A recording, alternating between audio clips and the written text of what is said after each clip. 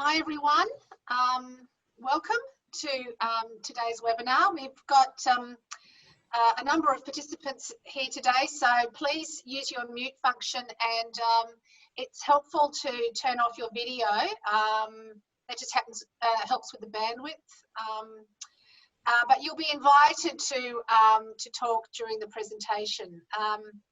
This webinar's expected duration is up to an hour, and we're recording it as well. So my name is Anna Bratkovic. I'm the General Manager here at NEAS, and on behalf of the NEAS team, it's my pleasure to welcome you to today's NEAS webinar, Learner Autonomy. I'm presenting this webinar today from Sydney, and I've got Cameron in the background, our NEAS Member Services Officer, who's providing our technical support.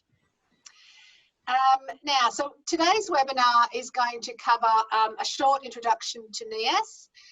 Then we're going to look at what we mean by learner autonomy.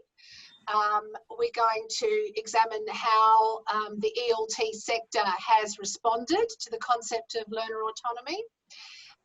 Then we'll look at some of the ways that we can encourage our learners, our students, to be active in their learning journeys. And then there'll be some time for questions and discussion. We'll also be doing having a breakout session for you to have an opportunity to meet some other people who are attending today, and to join in and give us your experience of working with students and encouraging learner autonomy. I'm going to start today by giving a short introduction to NEAS. NEAS is a non-for-profit organisation. It was established in 1990 in response to calls for better regulation and risk management to protect the interests of international students in English language teaching, or ELT for short. NEAS provides independent quality assurance services to the ELT sector in Australia and also internationally through its quality assurance framework. These are the standards that providers are guided by in setting their quality goals. Quality assurance is all the planned actions made by an organisation to provide confidence that its products and all services meet quality goals. At the heart of NEAS's mission is supporting and empowering everyone in the ELT community to advance their quality goals. The foundation of the NEAS quality endorsement process is its stakeholder-driven feedback model, deriving inputs from students, teachers, marketing and professional staff through anonymous surveys and focus groups.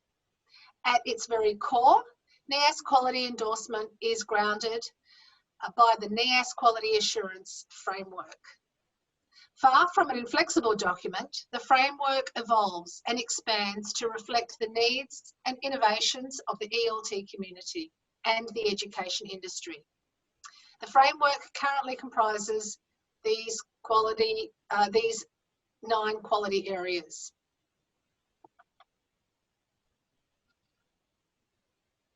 In addition to quality endorsement, NEAS offers support to the ELT community through free professional development to its members in the form of the Quality Learning Series workshops, NEAS online courses and webinars such as today's.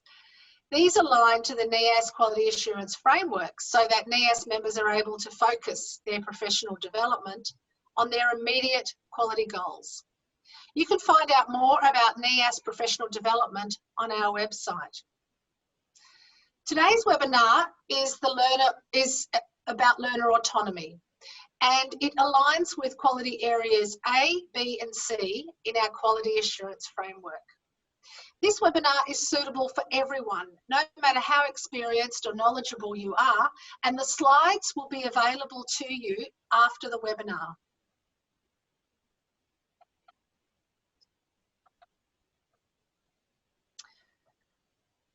We're going to start by looking today at what we mean by learner autonomy.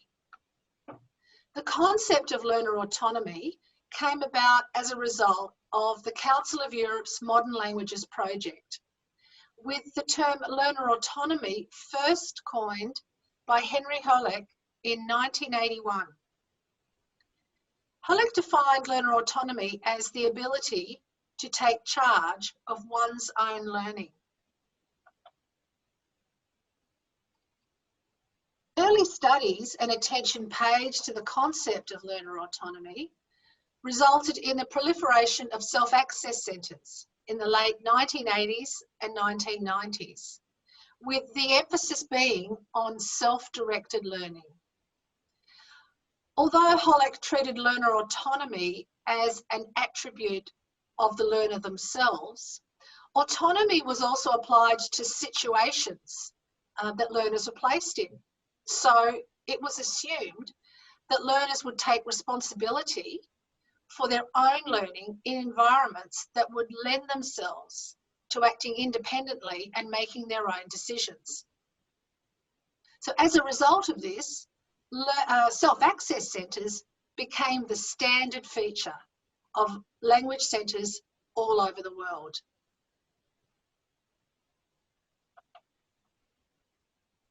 How have we in the ELT sector responded to this concept of learner autonomy? You've been assigned to a breakout room. Cameron's now going to open the breakout rooms, and you'll all have an opportunity to introduce yourselves to your group. And what I'd like you to do for the 10 minutes that you've got is, after you've introduced yourselves, talk to each other about how you, in your centre, how you yourself as a teacher, and also the centres that you've worked in, how have you responded to the concept of learner autonomy? How do you promote learner autonomy? So Cam, let back from your discussion. I'd like to hear from people's discussions that they had in their breakout rooms. If you'd like to unmute yourself and introduce yourself and share with us what your experiences have been or currently are in the way that you and your centre promote learner autonomy.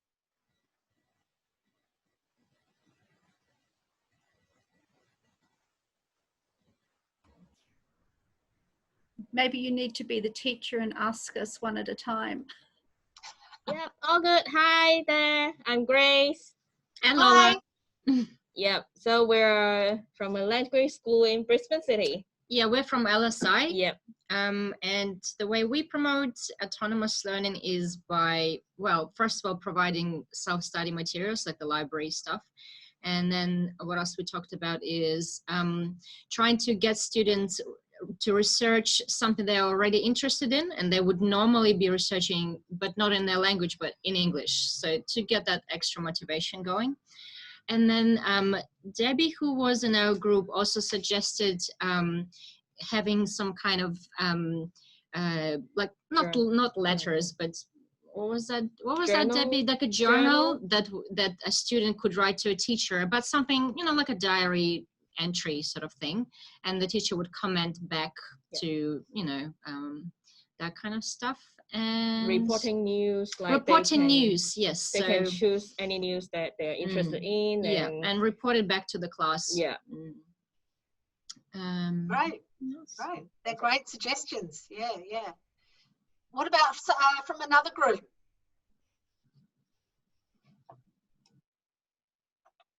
Don't be shy.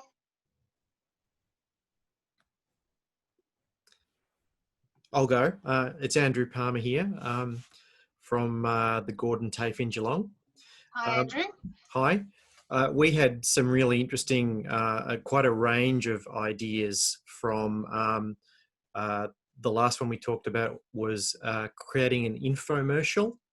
So having to go away, research it, and then come back and present. I think it was in video form, because it was talked about presenting them like a movie day. That sounded really interesting. We've done something similar to that where the students elected to make a podcast and do a panel discussion and record and publish that podcast for people to listen to. The topic they chose was the international student experience.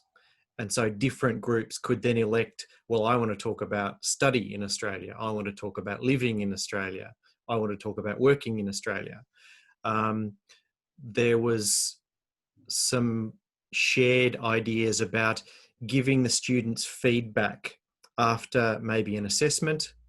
One of the suggestions was that students can select their own assessment tasks from a bank of assessments, things they're interested in. Afterwards, when they get the feedback, that feedback then spurs them on to select and elect what they're going to study by themselves. Okay. There's something a bit different there. Yeah. Great. Thank you, Andrew. What about someone from another group? Hi, this is Veronica. I'm from University of Tasmania. We talked a little bit about self-reflection and reflective tasks as being a way of encouraging autonomy. And Mandy had what I thought was a really good idea, which was encouraging her students to identify their weaknesses and then to create their own study plan and ways of recognizing when they had achieved certain steps along the way to achieving their goals. So I felt that that was really good at taking control of your own learning and a good skill to take forward. Yeah, particularly if your students are doing EAP or they are planning in future to enrol in vocational or university studies. It's a great habit to get into. Yeah. Okay, Thank you. Thank you. Anyone else?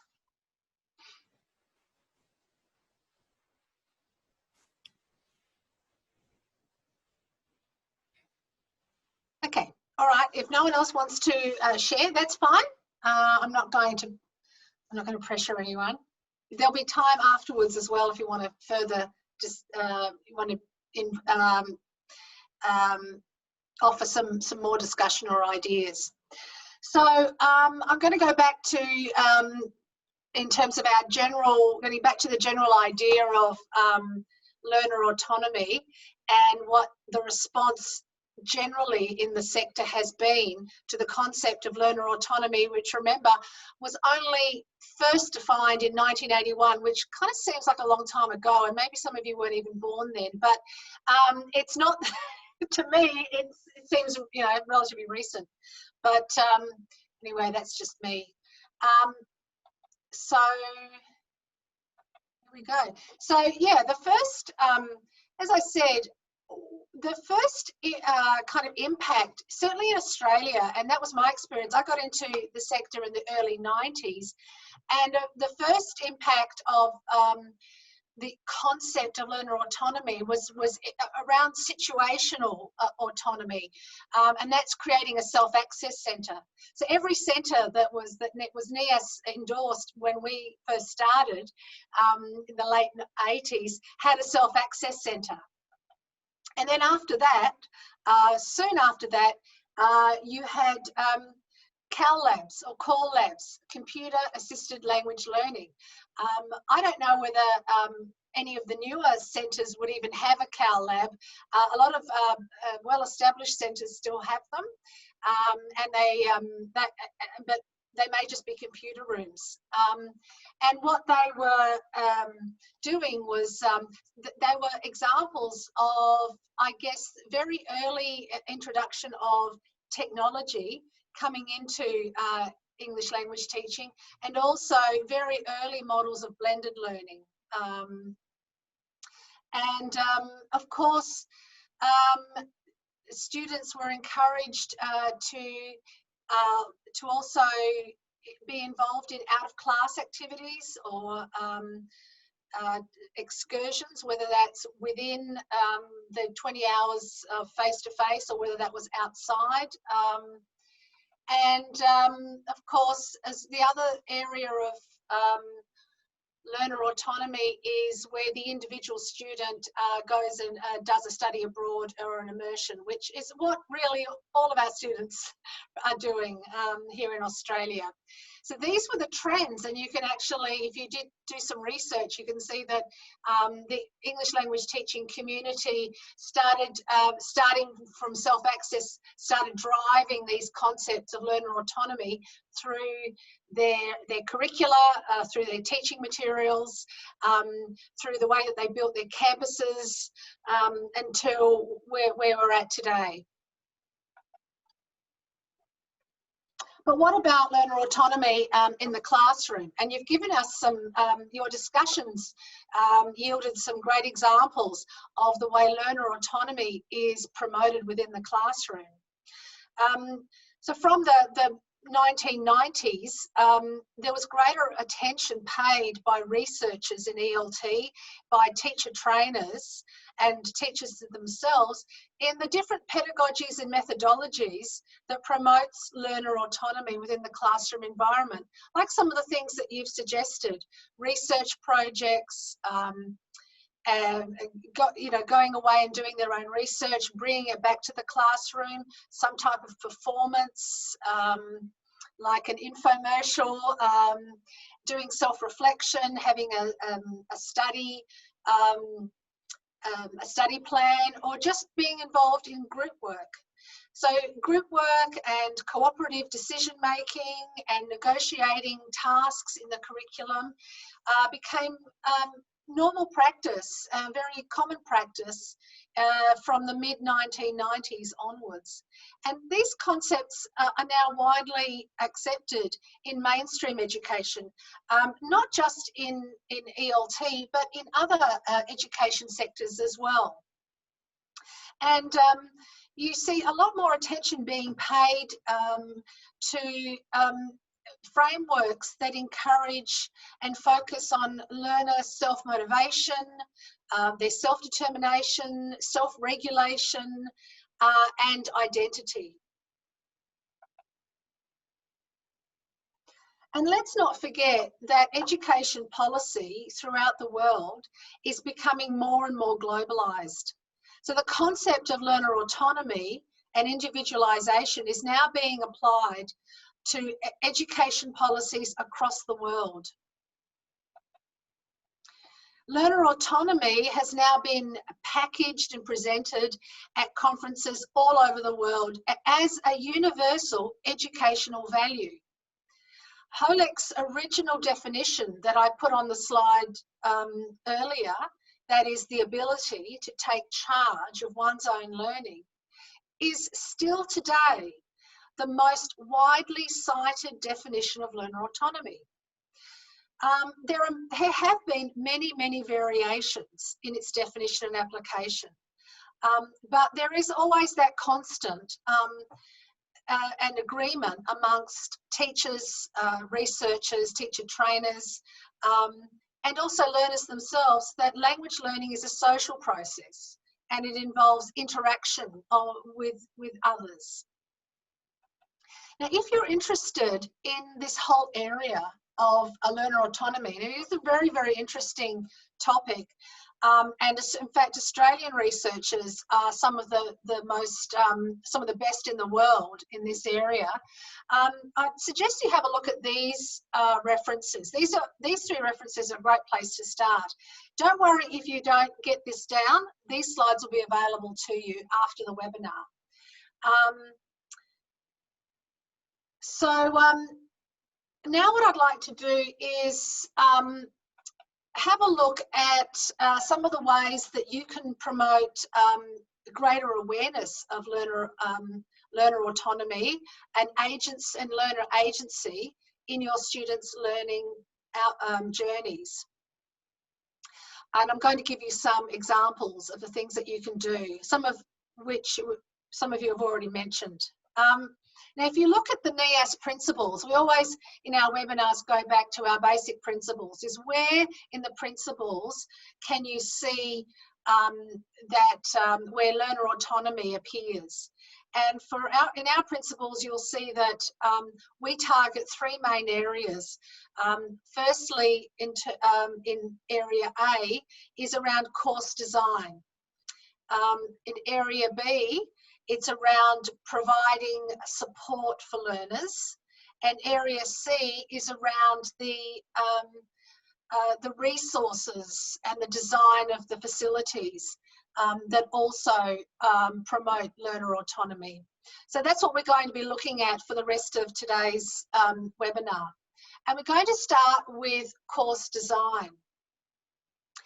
It's really important. In fact, it's a compliance requirement, but it's also very important in terms of a quality requirement that learning outcomes are clearly articulated. If they're not articulated, then your learners don't know what they're necessarily going to be learning. And it's good practice to ask your learners for some input on how your learning outcomes are meeting their goals. Secondly, it's also good practice to provide learners with opportunities for them to self-assess and then be able to talk about the strategies together with the teacher and the student can discuss the strategies that you can put in place together so that students can meet their goals. And finally, when you're designing a course, we recommend that you actually include learning outcomes which promote learner autonomy. And I'm going to show you some examples of these three areas that I've just mentioned to you or presented to you. This is an example of an EAP syllabus. It's the whole page. It looks like it's like, whoa, when you first look at it. But if you start sort of trying to unpack what you're looking at here, you can see at the top it's the name of the course, which week it is, the theme, and a little bit about the overview. This page is designed for teachers, not students, but we always recommend that a more simplified version of the syllabus is made available to students. You can put it on an LMS or a shared drive so that students can see what's coming up. And also teachers can identify with the learners which learning outcomes are coming up each week. So what you'll see there is on the left-hand side, the column on the left-hand side that's titled Learning Outcome, there are your learning outcomes. In the middle column, these are specific performance indicators or information about how those learning outcomes are going to be born out of the activities that you're going to undertake with your students. And on the right-hand side, you can see these are suggested activities and notes and references. At the bottom of the page, where I've put a big red circle, these are the learning outcomes that are very, very clearly refer to language learning, including promotion of learner autonomy. And because this is an EAP course, this is part and parcel of the course. And this is one way we suggest, particularly if you're teaching on an EAP course, that you articulate clearly that some of the learning outcomes are going to be beyond just pure language, but are going to move into learner autonomy, learning how to learn, and being organised so that students can then move on and be able to embed those behaviours and those skills in their everyday learning in the future. As I said, these slides will be made available so you can copy this afterwards. The second strategy that I mentioned is promoting self-assessment to both your teachers and to your learners. Self-assessment activities are now common across all educational sectors, but they're not as widely used in ELICOS as they are in other sectors. So if you're a teacher or a director of studies or an academic coordinator, you need to, and you seriously want to start embedding self-assessment into your practices, you need to introduce and promote the concept of self-assessment to both your students and teachers. And that means offering and delivering appropriate professional development for your teachers to teach them and to help support them in being able to deliver and embed self-assessment processes in their teaching schedules. And of course, as we always say, quality needs to be part of a culture. So your culture needs to value self-assessment, not just for students, but also for teachers.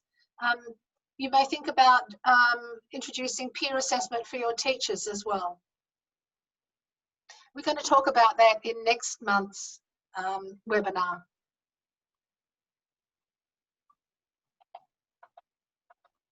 So a little bit about what self-assessment is.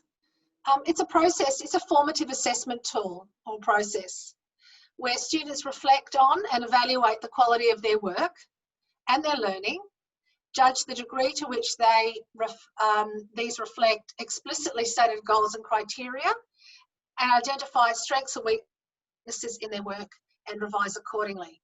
This definition is my favourite definition on self-assessment, and I've given you the reference there. That's again an excellent reading that I suggest you might like to read. But if not, it's there for your records. The benefits of self-assessment are that they build on your students' tendency to monitor their own learning, and it helps them to build skills that contribute to graduate attributes. Further learning is only possible after you've recognised what you have already learnt. And if a learner is able to identify their progress, this may motivate them to learn further. Self-assessment also encourages self-reflection and developing critical reviewing skills. And these are some of the graduate outcomes that are essential in direct entry courses.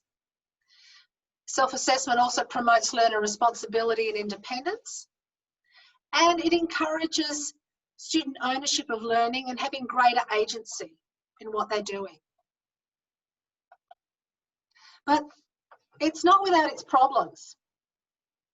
A lot of students resist self-assessment. In fact, a lot of teachers resist it too, because people think that, or it's perceived that assessment is not the job of the students, that it's the job of the teacher. Students may also lack the confidence to assess themselves. And conflicts can also occur when students' self-assessment contradicts the teacher's assessment. So that's why it's important that if you do decide to integrate self-assessment into your teaching practices, that you implement it in stages. You really think about what you're doing. So of course you need to provide a rationale to your students and teachers. You need to provide explicit procedures with explicit criteria. And I'm going to show you an example in a minute that you may like to use. You need to reassure your students that their honesty will not be held against them or used against them in any way. And assure students that all the students are doing self-assessment. They're not being singled out or picked on. And then, of course, giving them practice in assessing themselves and using other techniques, such as using a reflective journal or having a portfolio of work. These are also ways in which you can assess yourself. And that was one of the examples that our groups came up with, that having a journal whether that's a journal that's just a reflective journal or whether it's a journal that you share with your teacher, is a great way of promoting learner autonomy.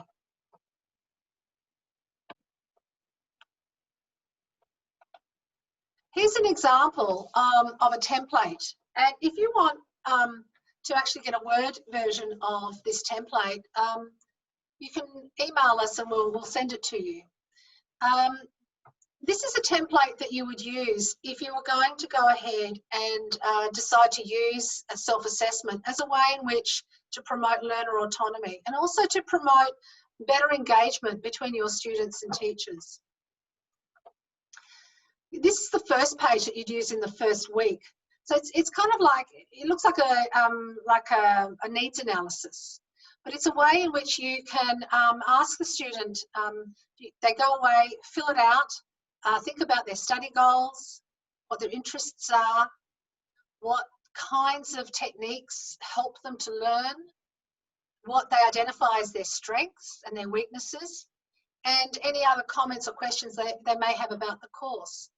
And then you need to schedule in some time during the week. It can be during your 20 hours of face-to-face or your study time while other students are doing some of their own work.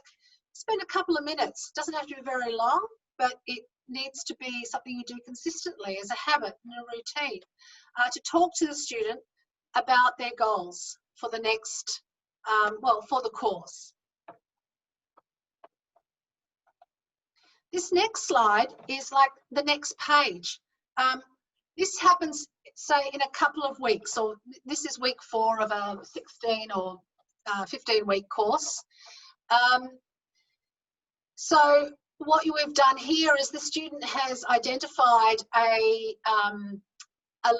one of the learning outcomes that came from the syllabus and has chosen that as an area that they need some help in. So they are having problems or issues with reading strategies. And so they've identified ways in which they can help them, they can get some help in class. So they've identified that they can ask a teacher to help them find key words and questions. And then they've identified ways in which they can maybe improve this skill outside of class. And then also ways in which the teacher can help them. And this is something that you do together with the teacher and student, identifying an area within the syllabus or within the course, a learning outcome, and discuss ways in which the student can improve their skills and strategies that they can build together with their teacher.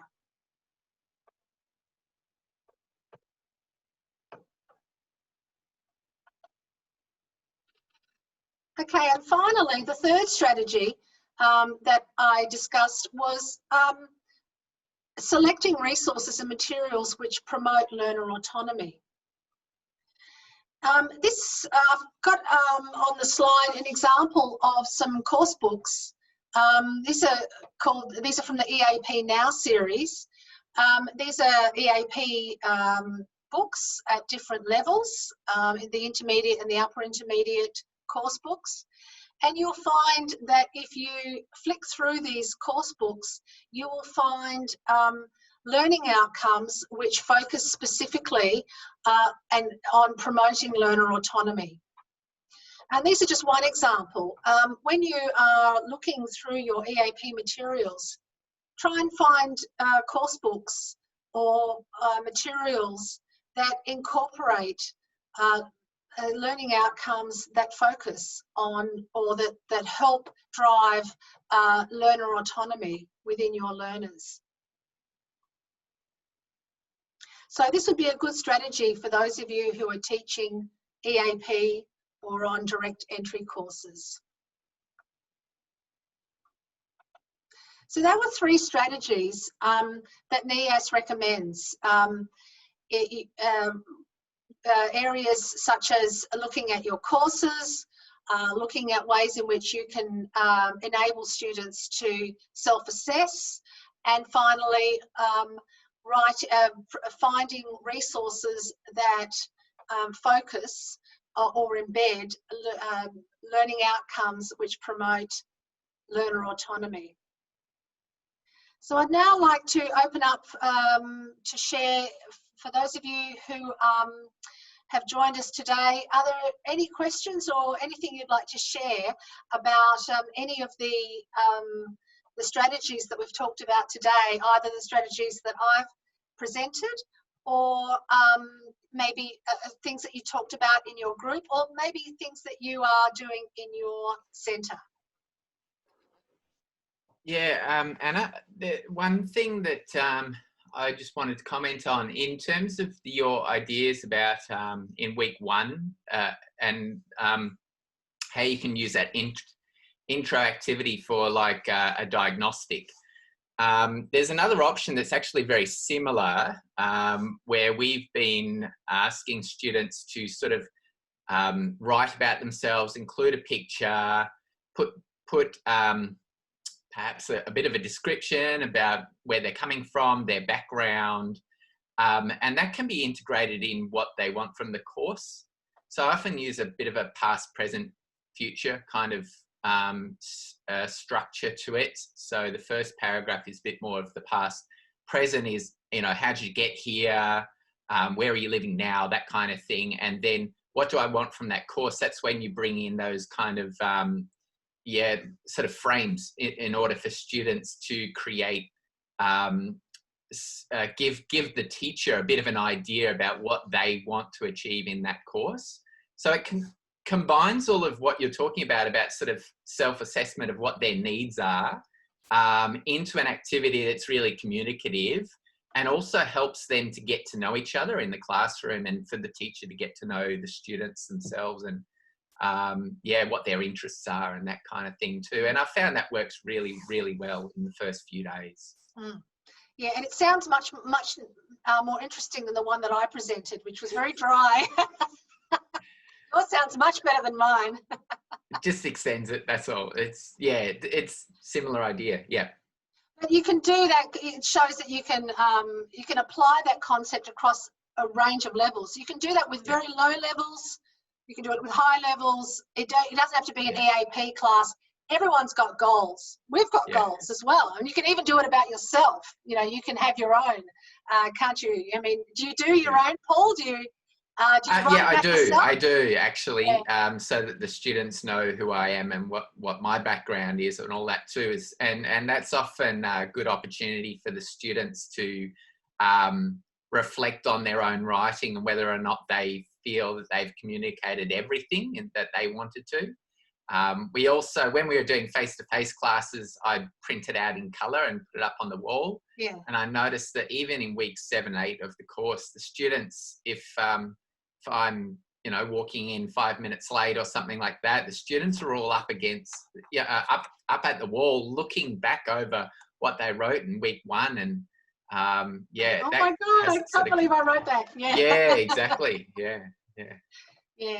How can you do that? Do you think that you can somehow share that in a digital format? Yeah, absolutely. Yeah. So we were using Teams, but there's many different tools that you could use. You can put it onto like a Flipgrid style, or I mean, it's endless, really. Yeah, like Padlet or something. Padlet. Yeah. Okay. All right. Thank you for sharing that with us, Paul. No worries.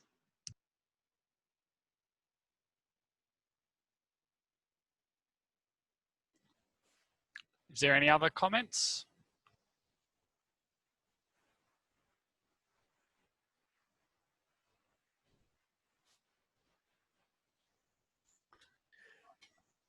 I'll add a comment. It's Andrew Palmer here. I think the need to be explicit in the learning outcomes and the rationale is really important, because we've had reactions from individual students in the past where they've felt they weren't getting their money's worth if it was left to them to do things. So, and even just recently, within the online COVID-19 delivery space where students were given a research task to do by themselves for about an hour and a half on a day, and then come back at the end of the day and present on what they'd researched. One of the students said, I could have done this in my home country. So to be very explicit and provide feedback and guidance is going to be really important. Otherwise, they won't necessarily buy into it. Yeah, you make a really good point there, Andrew. I guess there's two things. One is we always need to remember this is something that's quite unique in ELICOS as opposed to other sectors, because our students are fee paying and they didn't have to come here, they didn't have to come to your institution, they had a lot of choices. So they have an expectation that they're going to get service and they want that service. So that's one thing that you've pointed out, which is very, very important, and we have to keep that in the back of our minds. But secondly, there actually are ways in which you can try and deal with that risk of the perception that they're just, it's not their job to do that. And I guess you can break it up. So, if the hour and a half is too long, then, like a lot of centres do, like drafting, they get the students to come back with their drafts, maybe in, halfway point. And so in a way, it's kind of, it's achieving a couple of things at the same time. It's a checkpoint, but it's also giving them the sense that you haven't just gone away and you're not just on Netflix watching something, that you are still present in the room. The teacher still has a function, and that you're there as a checkpoint. So I think that was a really good example that reminds us all of our responsibilities. At the same time, trying to bring them in and show that they actually have responsibilities too. It's not just up to us. They're not empty vessels that we've got to fill. Yeah.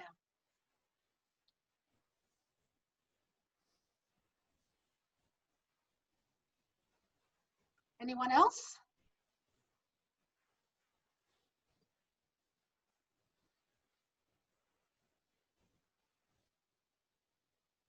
All right, well, if we don't have any more comments, Cam, are you able to jump in with some polls? There he is. So we'd like to thank you for coming along today. And before you go, if you could fill out the polls so we can get some feedback. And we also have a longer survey which Cam will send you after the webinar today. Also thrown it in the chat as well if anyone wants to pop open that as a tab. And then we'll send the slides after this. We'll just wait for the recording to finish. We'll send through the slides. The recording will be available later on. Thank you guys for coming. If you could, just finished just putting in the poll and. Yeah.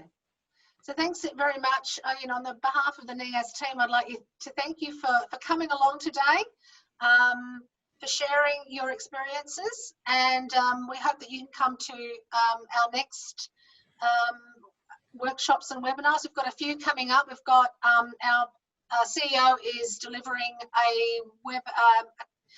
a workshop on drama and ELT that's coming up in early August, the 7th of August. My next webinar will be on peer observations, and that's about teachers observing one another, and I've got some tools and templates that you can use. But keep an eye out on our website. We've got a lot of free professional development available to everyone in the community, and particularly free for our members.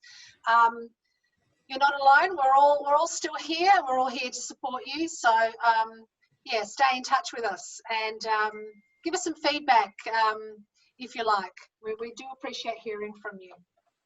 Great. We also do have some of the webinars, and we usually review them first, and then we can we turn them into just basically a miniature catch-up course. So there's a few on our NEAS online suite. You can just go on the NEAS website. Again, if you haven't been on there before, this platform opened up in July. So if you haven't joined since then, you will need to register. If you work for a NEAS centre, which I believe most of you do, and most of you are either that or the associate member. So, yep, you can join on there, and that's yeah, no cost to access our courses, our core courses, and our catch-ups. So yeah, this will likely go up on there as well. But yeah, after a bit of editing. Okay. Great, thank you. All right, great. Thanks very much, everyone. See you next time.